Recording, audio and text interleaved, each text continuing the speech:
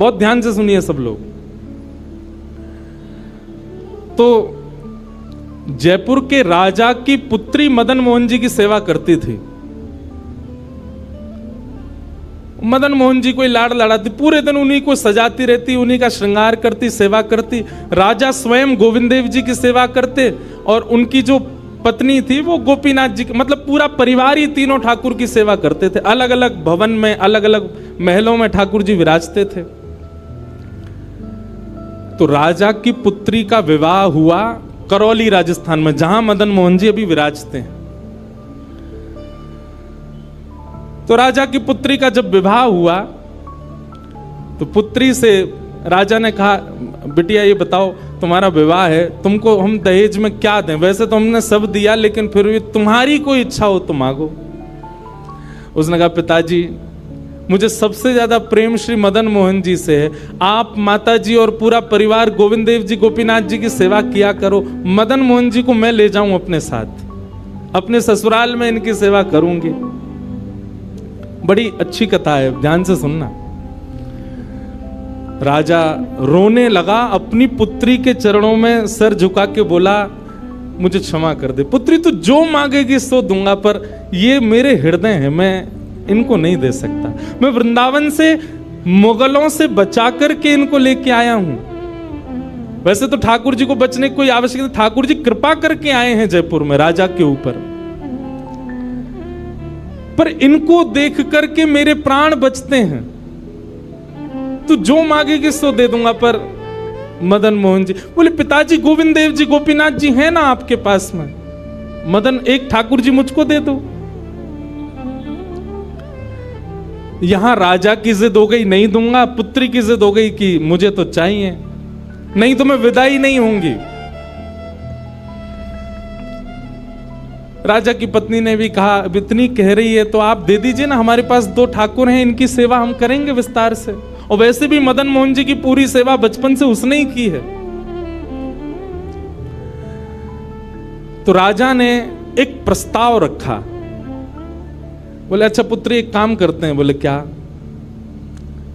मैं तेरी आंख पे पट्टी बांधूंगा और आंख पे पट्टी बांध करके मदन मोहन जी जैसे 7 स्वरूप तेरे सामने खड़ा करूंगा, जिनमें से 6 स्वरूप जो होंगे वो मैं बनवाऊंगा और 1 स्वरूप वास्तविक मदन मोहन जी होंगे।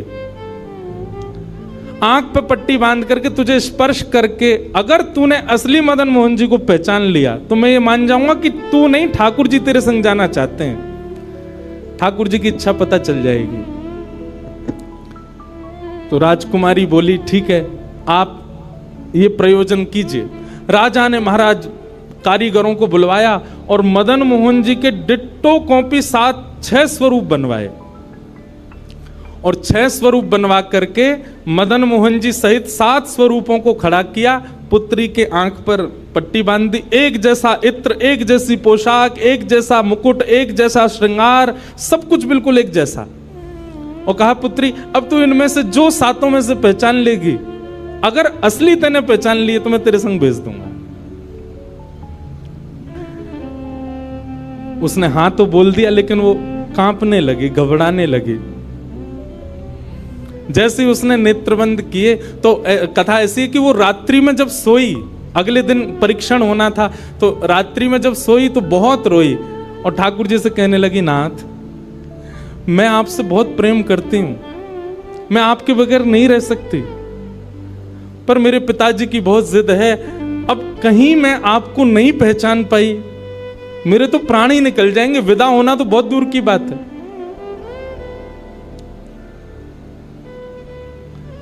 रुदन करते करते करते करते, बंधुओं एक मेरी बात बहुत ध्यान से सुनिएगा, कभी ठाकुर जी के विरह में यदि आपके अश्रु नहीं आए हैं ना, तो अभी आप भक्ति के भाव से बहुत दूर हो।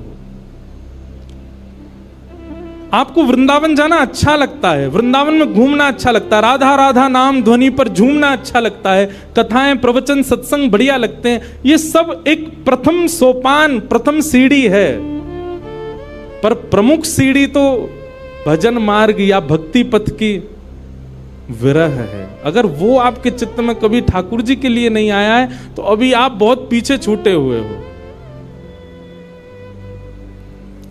रात भर रोती रही और रुदन करते करते, नाथ मैं कैसे पहचानूंगी कि आप सत्य कौन से हो। मदन मोहन जी उसके स्वप्न में आ गए और स्वप्न में आकर के बोले, तू चिंता मत करे, तेरो ही मन ना है मोह ले जावे को, मेरो भी मन है रो तेरे संग जावे को। अरे जे सब मेरी सेवा तो करें, पर तेरी जैसी सेवा तो कोई करेगा ना, मेरो भी बड़ो मन है तेरे संग चलवे को। तो उसने कहा, तो नाथ कुछ कृपा तो करो। बोले हाँ मैं एक काम करूंगा। बोले कहा, तू सबरे स्वरूपन को जब स्पर्श करेगी ना, तो असली मदन मोहन जो मैं हूं, तू मेरे हाथन को स्पर्श करियो। तो हाथ कैसे? ऐसे। ठाकुर जी त्रिभंग लली ठाकुर जी हैं। तो ठाकुर जी बोले, तू मेरे हाथन को स्पर्श करियो, तो जितने मेरे अन्य स्वरूप हैं 6, वो तो ऐसे ही रहेंगे, लेकिन जैसे ही तू वास्तविक मेरे सामने आवेगी, सो मैं अपनी इकन्नी उंगली उठा दूंगा, अपनी कोने वाली उंगली उठा दूंगा।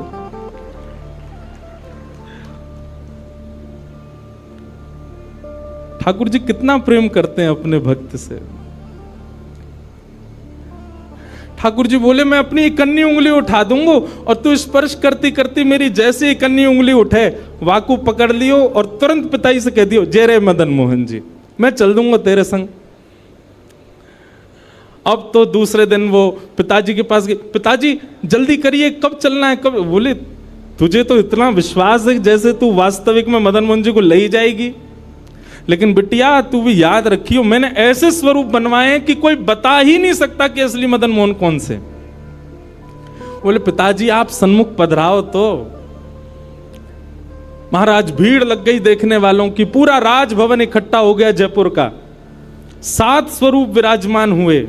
पुत्री के आंख पर अभी विवाह हुआ, उसका विदाई नहीं हुई है, आंख पर पट्टी बांध करके और कहा, जाओ अगर मदन मोहन जी की इच्छा होगी तो तू ढूंढ ले। अब मदन मोहन जी तो पहले ही बता चुके हैं, ऐसे मिलूंगा। जैसे मानो टीचर पहले ही एग्जाम पेपर लीक कर दे, ये क्वेश्चन आने वाले, तैयार कर आना। उसने जाग करके जैसे स्वरूप स्पर्श करने प्रारंभ किए, पहला बोले ये नहीं है, दूसरा स्पर्श किया, ये भी नहीं है। ठाकुर जी खड़े थे 5वीं पंक्ति में, 5वें वाले थे। तीसरे स्पर्श किए, बोले ये भी नहीं है। चौथे किए, बोले ये भी नहीं है। जैसे ही 5वें का स्पर्श किया और मुखमंडल का स्पर्श किया, गले का स्पर्श किया, वक्ष का स्पर्श कर, जैसे ही ठाकुर जी की भुजा पकड़ी, सो ठाकुर जी ने अपनी इकन्नी उंगली हिला दी। और जैसे ही इकन्नी उंगली हिलाई, उसने तो, पिताजी यही है मदन मोहन जी। आहा, राजा के तो नेत्रों से आंसू गिर गए, चरणों में गिर गए, उठ करके अपनी बिटिया को गले से लगा लिया, कान में बोले, बोले मैंने इकन्नी उंगली हिलते हुए देख ली। मुझे ये बात पता चल गई है कि भैया तेरी जिद नहीं है इनको ले जाने की, इनकी भी जिद है तेरे संग जाने की। और महाराज गाजे बाजे रथ में आरूढ़ करके श्री मदन मोहन लाल जी करौली राजस्थान को प्रस्थान किए। बोलो मदन मोहन लाल की। बिहरत निस दिन कुंज गलन में, ब्रज जन मन सुख धाम। मदन मोहन को रूप निरख के, मदन मोहन को रूप निरख, सनातन बल बल जाए। वृंदावन प्यारो वृंदावन, श्री वृंदावन मेरो। ये भैया ऐसे ही भजन नहीं बना है, ये ऐसे ही आपके झूमने के लिए कीर्तन नहीं, ये पूरा वृंदावन समाविष्ट करवा दिया हमारे गिरधर लाल जी ने एक ही पद में। पूरा वृंदावन विराज रहा है। ठाकुर जी जड़ नहीं है। दूसरा स्वरूप क्या है ठाकुर जी का? चैतन्य। कौन है ठाकुर जी? चैतन्य। कई लोग पूछते हैं, महाराज जी सेवा का कोई प्रकल्प बताओ, सेवा का कोई भाव बताओ, सेवा कैसे करनी चाहिए, सेवा में क्या होना चाहिए, क्या नहीं होना चाहिए। हमारी एक बात सब लोग सुन लीजिए, यहां लगभग सब सेवा वाले ही बैठे हैं। आप ठाकुर जी के प्रति चैतन्य भाव अपने हृदय में प्रगाढ़ कर लो। चैतन्य भाव प्रगाढ़ मतलब ये कोई पाषाण नहीं है, ये कोई प्रतिमा नहीं है, ये कोई धातु नहीं है, साक्षात वृंदावन चंद मेरे घर पे विराज रहे हैं, ये विश्वास आप अपने चित्त में प्रगाढ़ कर लीजिए। बस आपके जिस दिन ये विश्वास प्रगाढ़ हो गया, अपने आप आपको सेवा सीखनी, किसी से पूछनी नहीं, अपने आप करने लग जाओगे। अरे मां को नहीं बताना पड़ता पुत्र की सेवा कैसे होती है, पत्नी को नहीं सिखाना पड़ता पति को कैसे पूछना है। सारे संबंध हम अपने आप सीख लेते हैं। तो ठाकुर जी से जो हमारा प्रेम भाव है, उसके लिए हमको पूछना क्यों पड़ता है कि कैसे करें, भोग कैसे लगाएं, सुलाएं कैसे, ये कैसे करें। शास्त्रीय बात पीछे है, पहले आप प्रेम भाव में तो आओ। ठाकुर जी अपने आप सिखा देंगे अपनी सेवा कैसे करनी।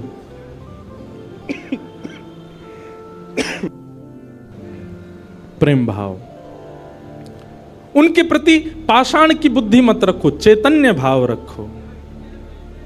जैसे आपके चित्त में चैतन्य भाव आया कि ये तो चलते फिरते उठते बैठते सब करते हैं, केवल मेरे सामने ऐसे खड़े हो जाते हैं मूर्तिमंत होकर के, मानो ये ठाकुर जी मुझसे कह रहे हैं कि तू अपनो इतना प्रेम मुझ को प्रदान कर कि मैं चलन लगूं, मैं फिरन लगूं। सब लोग एक बात याद रखिएगा, जिसके भी घर में ठाकुर जी की सेवा है, ठाकुर जी हमको चैलेंज करते हैं, अगर तो में सामर्थ्य हो तो अपनी भक्ति से, अपने भाव से, अपने समस्त प्रयासों से तू मुझे चलवा के दिखा दे, तू मुझे बुलवा के दिखा दे।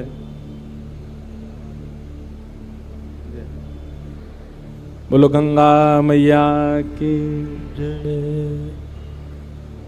वापस प्रस्थान कर जाओ। महाराज जी हरिद्वार को प्रस्थान कर रहे हैं, महाराज जी के श्री चरणों में बार। हाँ आऊंगा महाराज जी, मैं दिसंबर में आऊंगा जल्दी। बोलो गंगा मैया की जय। मैं क्या कह रहा था, ठाकुर जी हम आप सबको एक चैलेंज देके रखें कि तो में यदि सामर्थ्य हो, मुझे बुलवा के दिखाए दे, मुझे चलवा के दिखाए दे, मुझसे कोई लीला करवा के दिखा दे। मैं तो ऐसे ही बैठा रहूंगा लड्डू गोपाल बने, तेरे प्रेम में सामर्थ्य हो तो तू करवाए ले। जिस दिन ठाकुर जी हमारे घर आ जाते हैं, उसी दिन से हमारी एक चैलेंज हमारे ऊपर आ जाता है, हम में सामर्थ्य हो, ठाकुर जी बोल के दिखा दें, ठाकुर जी कुछ करके दिखाएं। लेकिन हमको भी संतुष्टि है, ऐसे हैं तो ऐसे ही बैठे रहें, हमको लगता है ऐसे ही रहें, इससे ज्यादा कुछ करें नहीं। इसलिए ठाकुर जी को भी लगता है जब इसके चित्त में ही भाव नहीं है तो मैं और लीला क्यों ही करूं। चैतन्य भाव चित्त में लाओ। जैसे एक बालक जन्म लेता है तो माँ और पिता प्रतीक्षा करते हैं, अब ये कब बोलेगा, माँ कब बोलेगा, पापा कब बोलेगा, ये चलना कब सीखेगा, ये स्कूल कैसे जाएगा, ये बड़ा होकर के जॉब करेगा, बिजनेस आदि आदि सब भाव। ऐसे एक सेवक साधक के चित्त में भी अपने ठाकुर जी के प्रति भावना होनी चाहिए, ये बोलेंगे कब। हम एक बधाई गाते हैं ना नंदोत्सव में, उस बधाई में एक पंक्ति गाते हैं, धन्य घड़ी जब होए यशोदा मैया कह के बोले, नूपुर बांध दो चरणन में घुट मन डोले, नूपुर बांध दो चरणन में घुट मन डोले, पकड़े बाबा की उंगरिया तेरो ललना जुग जुग जीवेरी यशोदा मैया तेरो ललना। स्वामी जी हरिदास जी जब सेवा करते थे ना, तो ठाकुर जी बिहारी जी ऐसे ही नहीं रहते थे जैसे हमको दिख रहे हैं। स्वामी जी जैसे ही कपाट करते थे, सोई बिहारी जी बैठ जाते थे, बंसी वंसी सब नीचे करके हाथ सीधे कर लेते। मैं तो हार गयो पूरे दिन खड़े खड़े। स्वामी जी तुम बार बार पर्दा करते रहे करो, इसीलिए बिहारी जी में बार बार पर्दा आता। क्यों? ठाकुर जी उतनी देर बैठ लेते हैं, क्यों? खड़े खड़े थक गए। बहुत भाव है पर्दा के, पर एक भाव यह भी है। तो स्वामी जी को अनुभव होता है, तो इसका मतलब क्या है? ठाकुर जी लीला करते हैं, पर अब क्यों नहीं कर रहे? हमारे भीतर स्वामी जी जैसा भाव नहीं है। श्री हरिराम व्यास जी के विराज रहे हैं ठाकुर जी बाबा के ठीक पीछे, जुगल किशोर जी। मुंह को तो रूप देख के ही पता चल जाए कौन से ठाकुर जी हैं। जुगल किशोर जी, इनके चरित्र में आता है कि एक बार कोई साधक वंशी दे गया, और वंशी देख करके बोला हरिराम व्यास जी जुगल किशोर जी को वंशी पधरा देना, नई सोने की वंशी है। तो आपने श्रृंगार करके जैसे ही वंशी ठाकुर जी के हाथ ऐसे ही रहते हैं, तो वंशी पोली उसमें जैसे ही प्रवेश कराई, ठाकुर जी के हाथ का जो छिद्र है वो छोटा पड़ गया, वंशी बड़ी, लेकिन ज्यादा बड़ी नहीं, नेक बड़ी, नेक। तो व्यास जी ने थोड़ा श्रम किया, थोड़ा जोर लगाया कि वंशी कैसे वो भीतर जाए। तो जैसे ही जोर लगाया, ठाकुर जी का हाथ छिल गया और वहां से रक्त निकलने लगा, श्री जुगल किशोर जी के। हरिराम व्यास जी ने जैसे ही रक्त देखा, मूर्छित होकर गिर पड़े वहीं पर। और जब होश में आए तो अपने पुत्र को सेवा दे दी और कहा मैंने ठाकुर जी को श्रमित कराया है, अब मैं अपने आप को दंड दूंगा। तो क्या दंड दिया? सूर्य उदय से सूर्यास्त तक वृंदावन की परिक्रमा ही लगाते रहते थे, ये दंड दिया उन्होंने खुद को। पहला दिन था दंड का। एक बात सुनिएगा, इन आचार्यों के चरित्र से ना कुछ कुछ सीखा कीजिए। आपकी सेवा में आपसे कोई अपराध बनता है, आपसे कोई गलती हो जाती है, आपसे कोई दोष बन जाता है, तो उसके लिए आप जाकर के पूछते हैं हमसे अपराध हो गया, हम क्या करें? पूछिए मत, स्वयं को अपने आप ही दंड उत्सव मना लीजिए। और दंड उत्सव क्या है? तुरंत वृंदावन जाओ, एक परिक्रमा लगाओ, किसी वैष्णव को प्रसाद पवाओ, ब्रजवासी को कुछ दे करके उनको प्रसन्न करके आओ। यही दंड है वैष्णव अपराध का, भगवत अपराध का। तो श्री हरिराम व्यास जी वृंदावन में भ्रमण करते रहे, परिक्रमा लगाते रहे। परिक्रमा करके रात्रि में जैसे ही लौट करके आए, बहुत सावधानी से सुनो, तो शयन का दर्शन करने जब गए तो शयन के दर्शन में आपने क्या देखा कि जुगल किशोर जी ने स्वर्ण की वंशी धारण कर रखी, वही वंशी जो सुबह वो पधराना चाह रहे थे। उन्होंने अपने पुत्र को बुलाया, पुत्र को बुला के बोले ये वंशी सुबह ठाकुर जी के हाथ में नहीं आ रही थी, अभी कैसे धारण हो गई? बोले पता नहीं पिताजी, आप तो चले गए थे, मैंने वंशी उठा करके धारण कराई, ठाकुर जी ने धारण कर ली। हरिराम व्यास जी ने जैसे ही वंशी निकाल करके देखी तो क्या पाया? ठाकुर जी ने अपना हाथ ही बड़ा कर लिया वंशी धारण करने के लिए, उनके लिए। अब ताली से काम नहीं चले, हमारे ठाकुर जी करते हैं ऐसे? क्यों नहीं करते? और हम संतुष्ट क्यों हो जाते हैं? जैसी सेवा है उससे हमको प्रसन्नता क्यों हो जाती है? नहीं।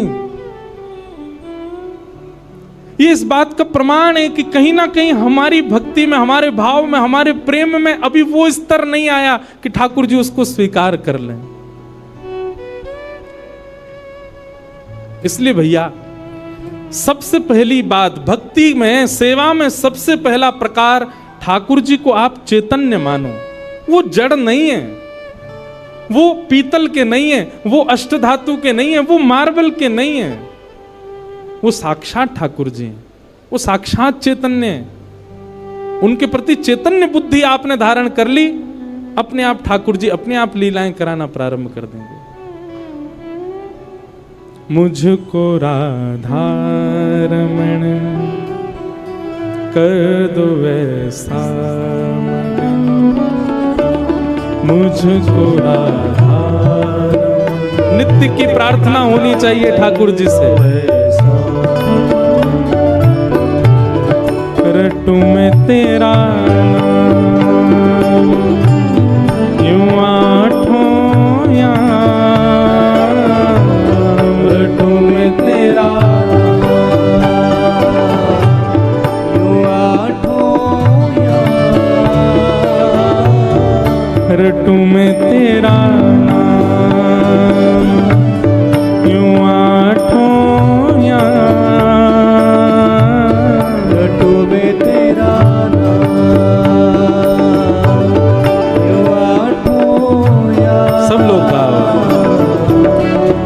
मुझको राधारमन कर दो ऐसा मगन, मुझको राधारमन कर दो ऐसा। हो करुणा निधान मुझ पे कृपा कर रीजिए,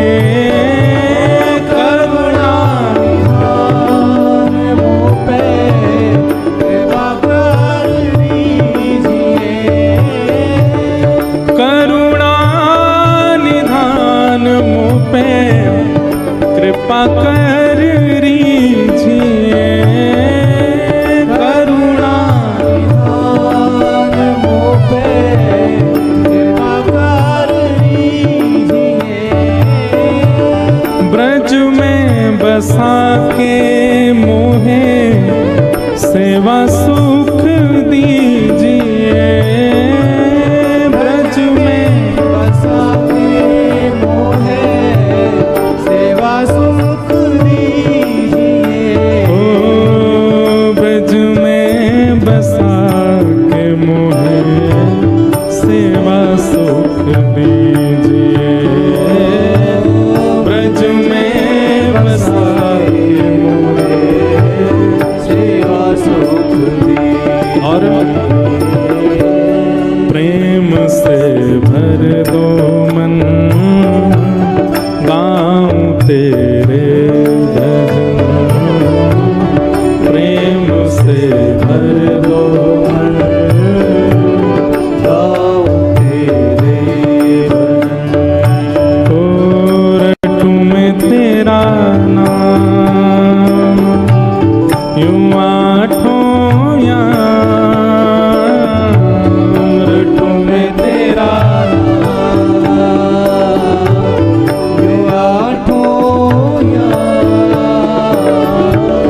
मुझको राधारमन कर दो ऐसा मगन, मुझको राधारमन कर दो ऐसा। श्री राधारमण लाल की करताल बजा के गा।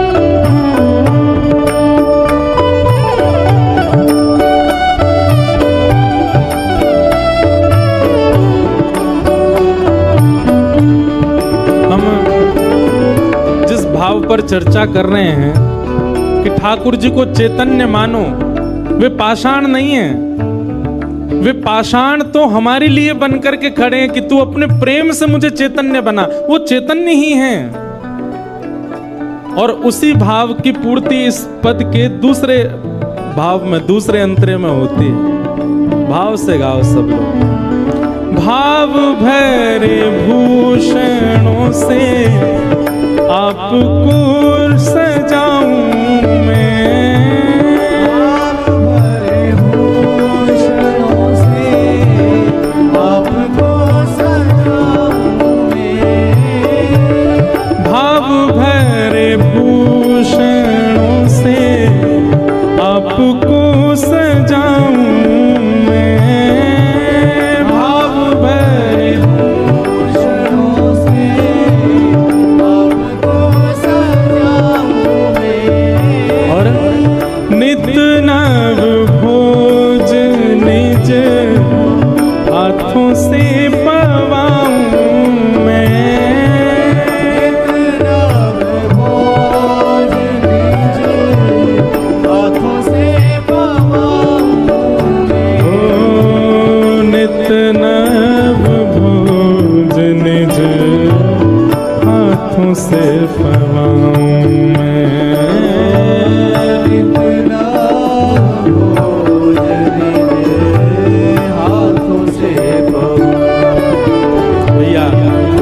हम सबके लाल जी पूरे दिना खड़े रहे, और कोई के लड्डू गोपाल हैं तो पूरे दिना बैठे रहे, उनके पामन में दर्द ना हो तो ऐसी भावना हमारे चित्त में नहीं आती कभी।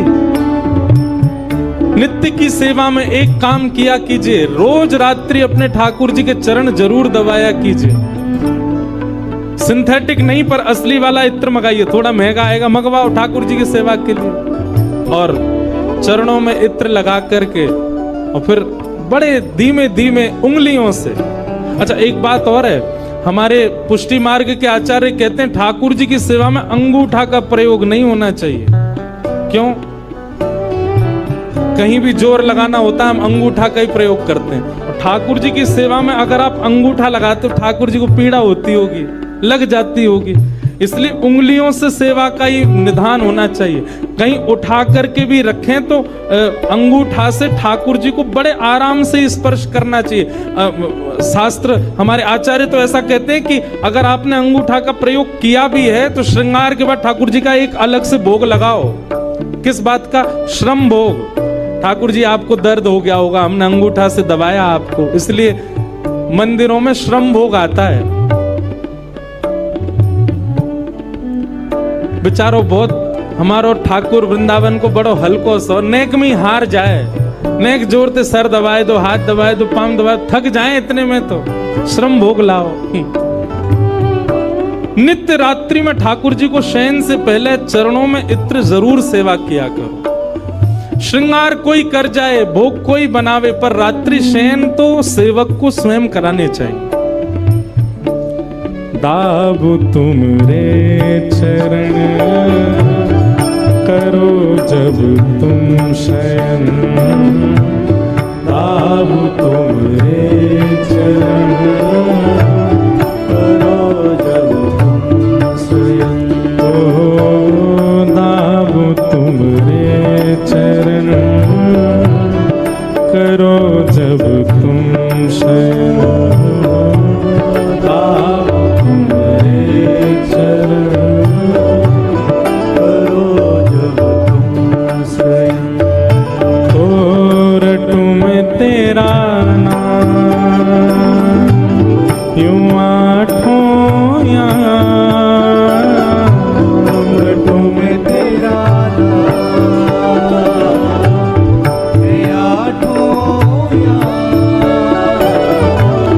रटू में तेरा